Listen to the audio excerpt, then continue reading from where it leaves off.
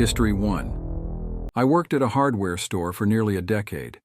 It was a decent job, even if lifting heavy items was part of it. Occasionally, an older guy would ignore my advice because I was a woman, but honestly, that was the toughest part of the job I usually dealt with. However, just a few months ago, something happened that changed my life and my career forever. The day started out completely normal. It wasn't too slow or too busy, and for the first few hours of my shift, everything went smoothly. Then, a large group of young men entered the store all at once. They were all wearing hats and clothes that covered their entire bodies, despite it being the middle of June, and their eyes were darting around suspiciously. I was helping customers around the store, but I was near the front when they walked in. I watched them grab 2 bulk push carts and split into 2 groups, one heading for the appliance section, and the other for the aisle where we kept spools of wire. Both of these are some of the bulkiest and most valuable items we carry. A single large spool of wire can weigh as much as a full-size refrigerator. It seemed clear to me that these young men were not looking to furnish a house or lay electrical wires, so I found them immediately suspicious. I quietly called over the radio, saying I was investigating a group of suspected shoplifters, but there was no response. Our new manager, who had just replaced the previous one, wasn't great at keeping up with things. Anticipating this, I made my way over to the first group of men anyway. They had rolled the push carts up to the large cable spools and were struggling to take them off the shelf and stack them on the cart. Each spool weighs hundreds of pounds and can sell for thousands of dollars. Their difficulty with the weight indicated to me that they were not accustomed to carrying these items and had no business loading up on 4 of them. I approached them and started asking questions. "Excuse me, can I help you with anything?" I asked. "No, we know what we're doing. Go bother someone else," one of them replied. "What kind of electrical work are you planning with that?" I inquired. "It's none of your business. Don't get in our way or you might get hurt," he threatened. "I'm sure there's something I can do to assist you," I persisted. "Just go away," he insisted. When the man raised his voice at me, I took a step back and called for backup on the radio. "Security, be advised of a disturbance in aisle." Before I could finish, one of the men ran up and smacked the radio right out of my hand, then smashed it to pieces under his heel. I was shocked. This had never happened to me in all my years working there. I knew then that these people were serious. Before he could throw any more threats at me, I hurried back to the front of the store and tried to get into the manager's office. But the door was locked and the blinds were drawn. I banged on the door until the manager finally peeked through the blinds and waved at me to go away. I didn't want to yell and alert the entire store that we were being robbed and cause a panic. So I went over to my nearest coworker and asked to borrow their radio. I called specifically for management and security to assist with the situation, but again there was no response. My coworker then informed me that there were no loss prevention officers on duty that day, and the manager had silenced his radio to conduct an interview. Realizing there would be no help, I decided to call the police from my own phone. I was halfway through explaining the situation to the operator when I saw both groups of men pushing their carts full of kitchen appliances and cable spools toward the exit. I stood in front of the door to block them. "Stop! The police are already on their way," I warned. Despite what I said, they steamrolled right past me. The first guy, who had smashed my radio, even pushed me to the ground and kicked me in the stomach. Then he loomed over me and whispered just loud enough for me to hear, "Stay down unless you want to come with us. There's a market for you too." I zipped my lips and stayed on the ground, watching them leave without any further obstacles. Once they were out of the store, I started to cry silently as my coworker came to help me up and make sure I was okay. The store entered a bit of a frenzy as customers pieced together what had happened. Finally, several minutes later, the manager emerged from the office. To add insult to injury, he blamed the robbery on me. In disbelief, I quit on the spot, walked out the door, and never came back. I wouldn't want to go back to working at the hardware store anyway. I've since learned that gang robberies have become a huge problem for stores across the country. I wish I had been warned about this instead of being on the front lines. Since losing my job, I've been living with my mom until I can find a new one. After this trauma, I don't think I can work in retail anymore. The story you just heard is not just true, but more common in recent months than you might think. As of June 2023, large-scale robberies of hardware stores have become an issue across the United States. Groups of individuals, sometimes entire gangs, storm in, grab the most expensive items they can carry and walk out. Anyone who stands in their way is knocked over, threatened, or beaten. The perpetrators have become increasingly violent and heavily armed. Hardware stores have responded by locking up their most commonly stolen goods, but many employees worry that this will only be a minor deterrent. Black market sales of high-value goods stolen from hardware stores fund numerous criminal operations. Unfortunately, employees like the one you just heard from are at the forefront of this danger, while corporate management complains of massive monetary losses. History 2. The Home Depot parking lot was painted with murky orange hues and ominous shadows as I arrived to meet Amy and Jake, two of my friends. I felt a terrible sense of impending doom. I didn't realize that what had seemed like a routine trip to the Home Depot would develop into a nightmare that would haunt me forever.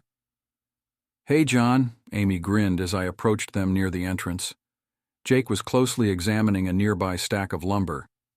"We're going to need a few items for the renovation project. How prepared do you feel?" I nodded, despite the queasy feeling in my stomach. "I'm all right. Let's wrap this up." Our footsteps echoed through the wide aisles of hardware, building supplies and tools as we entered the store. Long, menacing shadows appeared to stretch and twist like spectral fingers as the overhead lights dimmed. It seemed like the store was hiding something sinister because of the strange atmosphere. Amy and I followed Jake as he made his way through the labyrinth of shelves and loaded a cart with various supplies. We watched with uneasy fascination as the intimidating array of power tools loomed over us from the tall shelves. "You can feel that, right?" I asked in a trembling voice.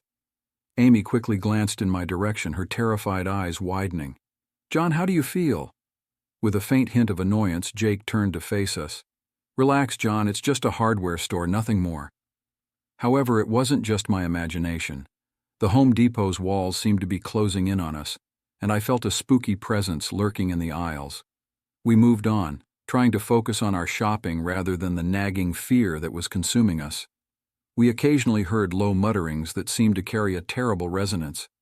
Amy tightened her hold on my arm and whispered, "Did you hear that?" I struggled to hear the threatening voices, but deep down I knew it was unusual.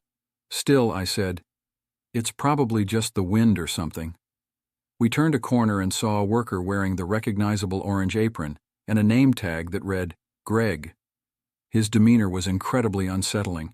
He was carefully arranging boxes of nails on shelves, his eyes bloodshot and agitated. "Excuse me," Jake said. "We need some paint and brushes." Greg's movements were robotic and jerky as he abruptly turned to face us. He growled in a deep, rumbling voice, "Paint and brushes? I advise you to heed my warning." His walk was erratic and odd as he led us further into the shop. Amy and Jake exchanged worried looks, and I could tell they were feeling the same uneasiness I was. The whispers became more ominous and louder as we followed Greg through the dimly lit aisles. It felt as though the Home Depot's walls were conspiring to keep us there, driven by evil intent. I muttered in a voice filled with fear, "I don't like this, guys. I think we need to leave right now." Greg abruptly stopped in front of a door marked Employees Only. Before we could react, he turned to us with a sinister look in his eyes. "Your supplies are here," he said sarcastically. Jake cautiously opened the door, revealing a room filled with paint cans, brushes, and other building materials. But as we walked in, the door slammed shut behind us, and the lights started to flicker menacingly. We began to panic, realizing we were trapped. Our frantic attempts to open the door were futile. The whispers that had followed us earlier now surrounded us, growing louder and more ominous as the tension in the air increased. Amy banged on the door, yelling, "Let us out!" However, nothing happened. All we could hear were the persistent whispers that seemed to penetrate to the very core of our beings. As we huddled together in the unsettling darkness, time seemed to stand still. Every second that passed felt like the evil energy in the room was consuming our fear. The lights went out, and we found ourselves in a black void. We could hear deliberate, slow footsteps approaching through the darkness. "Who's there?" Jake exclaimed in a quaking voice. "You'll never leave," a gurgling, inhuman voice replied. Reverberating laughter, unsettling whispers, and the shuffling of unidentified entities filled the space in a cacophony. We gathered together, trembling in terror as the darkness closed in on us. I wasn't sure how much time had passed, but eventually the door squeaked open and the lights came back on. We exited the now empty Home Depot, disjointed and shaken. Nothing appeared to have happened. Greg and the ominous figure that had plagued us were completely gone, and the shelves were neatly stocked. We left the Home Depot, swearing never to return. However, the memory of that evening would haunt us for the rest of our lives, a terrible reminder that sometimes even the most ordinary places could become the stage for unspeakable horror. History 3. My name is Tom, and I work as a store associate at Lowe's. I've been with the company for 6 years now, so some of the newer employees see me as a veteran. Although I have quite a bit of experience handling difficult customers, there is one customer I'll never forget for the rest of my life. That day started like any other. I helped open the store, restocked and organized items, cleaned up a bit, and assisted customers as needed. After helping a customer, I noticed a peculiar woman standing in the tools section. She looked emaciated, with pale skin and an unsettling expression that made her appear ancient. Despite feeling uneasy, I knew it was my duty to assist her. Before I could approach her, my co-worker Dave called for my help. "Hey Tom, can you help me organize these light fixtures? The manager wants it done before lunch." "Sure, Dave," I replied, heading over to lend a hand. The strange woman wandered deeper into the tools section as I helped Dave. "Man, I didn't think working at Lowe's would be this tough," Dave said. "Yeah, I felt the same when I started. Just take your time and you'll get the hang of it," I assured him. "If I work here as long as you have, maybe I'll say the same," he joked. Dave was a good kid, just needed some time to adjust. Suddenly I had an idea that I would soon regret. "You know what, Dave? Why don't you go help that lady in the tools section? It'll be a good learning experience for you." "But Tom, the manager wants these lights organized," he protested. "I'll take care of it. I'll let the manager know you did it," I insisted. Reluctantly, Dave went to assist the woman while I took over his task. Not even 5 minutes later, I heard Dave scream. Rushing to the tools section, I found him on the floor with a nail embedded in his arm.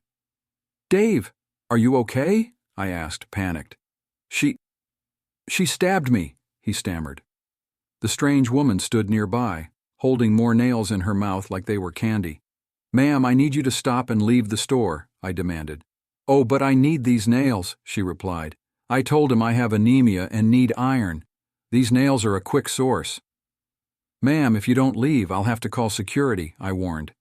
"Are you trying to stop me like that, boy? It won't end well," she hissed. I decided to get Dave to the medic room and call security. Suddenly, something sharp grazed my cheek. She was shooting nails from her mouth like darts. I managed to get Dave out of there while she kept showering us with nails. "Help! There's a crazy lady in here!" I yelled. Security finally arrived, apprehending her and removing her from the store.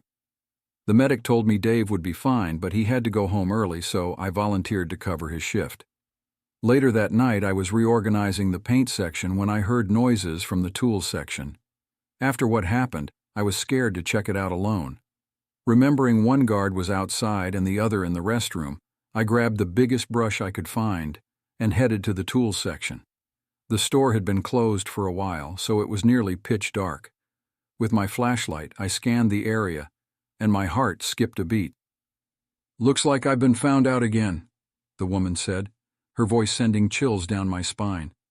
"You crazy freak! Get out of here or I'll call the guards," I threatened. "But you can't. They're too busy," she sneered. Realizing she knew the guards' whereabouts, I panicked. "Apparently nails aren't the best source of iron. I need it directly from the source," she said, revealing fangs and leaping at me. I dodged and ran, trying to lose her in the dark aisles. I hid behind some unopened boxes, hoping she'd pass by without seeing me. She prowled around, grinning and licking her fangs. "Where are you?" she taunted. When she moved past me, I tried to escape, but she caught me. "Found you!" she exclaimed. I tripped over a shopping basket, hitting the floor hard. As I got up, she jumped on me, biting my shoulder. "Get off me, you lunatic!" I yelled, struggling to push her away.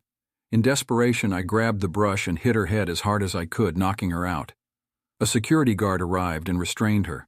Upon closer inspection, I realized her fangs were just nails. The police took her away, explaining she had a history of mental illness and was obsessed with vampire movies. She believed she could cure her anemia by sucking nails for iron, but that night she wanted it from me. I'm still working at Lowe's, more cautious than ever. I supervise new hires closely and stay alert for strange customers. That night taught me a lesson I'll never forget, and now I believe that while vampires might not fear garlic or crosses, they do exist in their own terrifying way.